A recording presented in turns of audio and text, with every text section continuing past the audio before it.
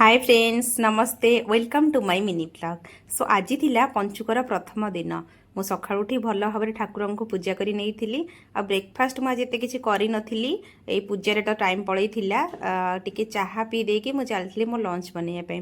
तो लंच रे आज अरुआ सह साधा सीधा आइटम थिला जेमती कि भजा भजी आइटम आ सह मु बनई गोटे साधा आलूर तरकारी।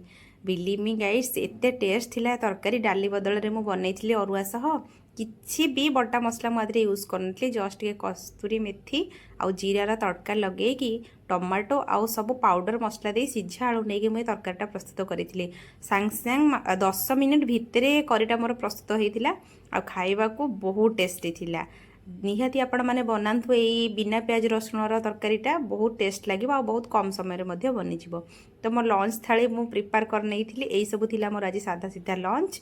केमती मो मिनी ब्लॉगटा लगिला मते कमेंट रे सियोर